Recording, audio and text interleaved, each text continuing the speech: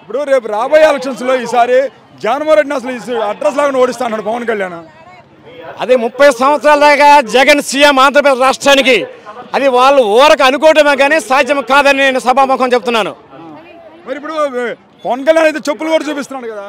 పవన్ కళ్యాణ్ చెప్పులు చూపడం వల్ల చెప్పులు తెగిపోతే తీసి కొత్త చెప్పులు కొనుక్కుంటే సందర్భాలు కనపడే కానీ పవన్ కళ్యాణ్ జగన్ చూపిడు, అది విషయం. మరి ఇప్పుడు ఒక మాట చెప్పండి, ఇప్పుడు జగన్మోహన్ రెడ్డి గారు ఇప్పుడు ఒక సీటు కూడా రాకుండా చేస్తాను ఉభయ గోదావరి జిల్లాల్లో నా శబ్దం చేస్తున్నారు పవన్ కళ్యాణ్. ఒక్క సీటు కాదు 34 సీట్లు ఉభయ గోదావరి జిల్లా 36 సీట్లలో 23 సీట్లు జగన్మోహన్ రెడ్డికి ఇస్తున్నానని పవన్ కళ్యాణ్ మనసులో ఉంది, బయటపెట్టడం లేదు అనుకుంటున్నాను నేను. జగన్మోహన్ రెడ్డి గారు మేము అనుకుంటున్నాం. మరి ఒక మాట జగన్ పని అయిపోయింది, ప్రజల్లో పార్టీ పలసపడిపోయింది, ఫ్యాన్ రెక్కల కొట్టి చెత్తపొట్లేని అన్నాడు లోకేష్. జగన్ పని అయిపోయింది అనేటువంటిది ఎవరంటే ఈటీవీ TV5 కొన్ని దుష్ట ప్రచారం తప్పితే ప్రజల గుండెల్లో నిలబడే జగన్మోహన్ రెడ్డి పులివెందుల పులి జగన్మోహన్ రెడ్డి 5 కోట్ల ఆంధ్రుల గుండెల్లో పదిలమైనటువంటి జగన్మోహన్ రెడ్డిని ఓడించిన అవకాశం లేక ప్రజల బలం లేక మీడియాని అడ్డం పెట్టుకొని కారుకోతలకు వస్తారని సభాముఖంగా ప్రజలందరికీ తెలుసు.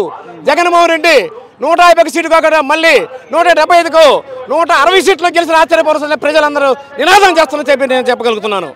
మీరు అంత గొప్పగా పరిపాలిస్తున్నప్పుడు జగన్మోహన్ రెడ్డిని నారా లోకేష్ సైకో అంటున్నాడు. సైకో అనేది ఎవరంటే సైకో మనస్తత్వం కలిగే వాళ్ళు అందరినీ సైకోగా భావిస్తే జగన్మోహన్ రెడ్డి సైకో అంటుండే అతని, కానీ నిజమైన సైకో అతని, జగన్మోహన్ రెడ్డి కాదు. ప్రజల గుండె నిలబడి ఆరోగ్యశ్రీ పథకాలు కానీ కోటీశ్వరుడు ఉన్నటువంటి హాస్పిటల్లో చూసుకుంటే పేదవారికి చూసుకుంటుంటే జగన్ ఏ విధంగా సైకో అవుతాడు? ప్రజలకు ఎన్ని సేవ చేశాడు.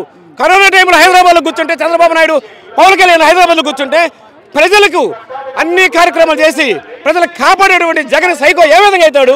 వాళ్ళ హైదరాబాద్ తలదాచుకున్న వాళ్ళు సైకో దాచుకున్న వాళ్ళు చెప్తున్నాను. కాదా చివరిగా మాట చెప్పి, ఇప్పుడు మీ పార్టీ వాళ్ళందరూ నా దగ్గర రెడ్ బుక్ కొన్ని పేర్లు రాసుకున్నాను, రేపు మేము అధికారులకు వస్తే ఒక్కొక్కరిని రోడ్డు మీద పరిగెత్తిస్తాను లోకేష్.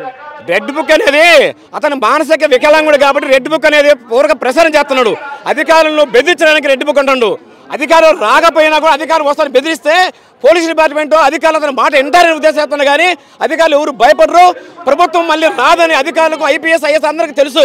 రెడ్ బుక్ ఎవరు భయపడరు. ఆ రెడ్ బుక్ ఆయన లాస్ట్ ఎలక్షన్ అయిపోగానే పోయిలేసి తగలబెడతానని భావిస్తున్నాం ప్రజలంతా.